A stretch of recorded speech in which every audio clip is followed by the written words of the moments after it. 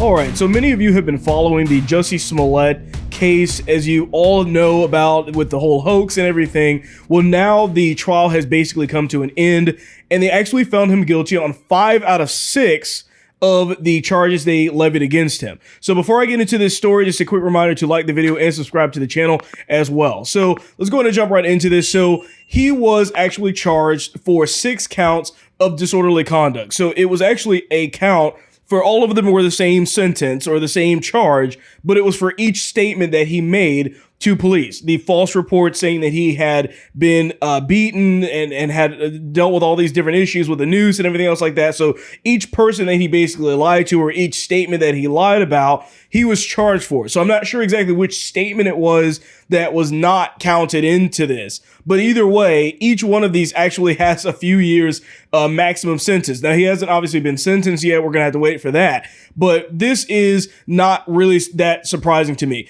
From the court cases that I've been kind of following loosely over the past couple of weeks, we already knew that his defense was absolutely terrible. I mean, you even had several Democrats coming out and saying that this guy's done. He's guilty. There's no way that they're actually going to wind up having a decent case to get out of this situation. So the charges that were listed were all class 4 felonies. So the least serious felonies in Illinois, however, but the convictions can still potentially carry prison time up to 3 years. So we'll see exactly what takes place with this. And then they kind of just go on in this article just talking about what happened beforehand with all of this. But the point is that what we're going to really be seeing from a lot of these Democrats is them trying to pretend as if this is some type of systematic racism. I'm sure that they're going to be out there putting this up on Twitter because, of course, they can't just deal with the fact that this was one of the biggest hate hoaxes that took place. I mean, this is the one that started it all.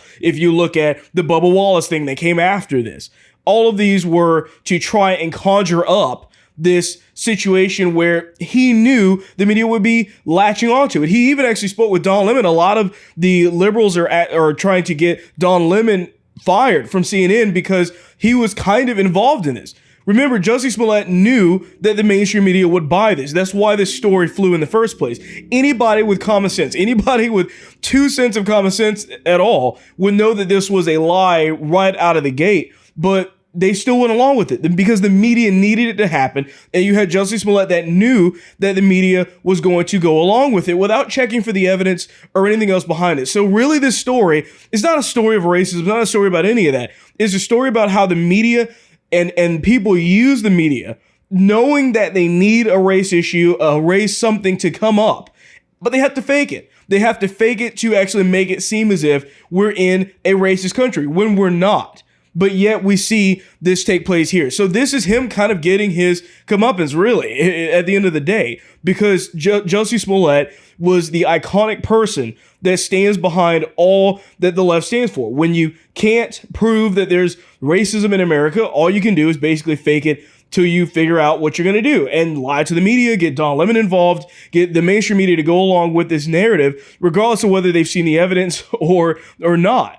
Even if it's the most preposterous story available, as we already saw when it was announced to begin with. Now, there was also the story that came out with the 2 Nigerian brothers. I mean, I actually saw a joke on Twitter somewhere where someone was basically saying, congratulations to Jussie Smollett for being the first person to scam Nigerians, because that's basically what took place here. But they showed the checks, they showed everything that was there, where they had to pay these guys to pretend as if this even took place at all. So this is very interesting. I'm curious to see what the other Democrats say. The mainstream media very well may ignore this case because they don't want to bring any attention to the fact that they got it wrong, as if, they get everything wrong, of course. So we'll see what the mainstream media reports out from this, if they say anything at all. But I'm sure that the Democrats are going to say this is some kind of racism against him and the system is trying to keep him down or something ridiculous like that. Remember, this guy was making $65,000 an episode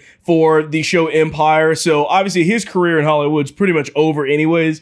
But this is a story about the mainstream media, so don't forget that. It's a story about how people buy into stories and everything else like that. And these are the consequences.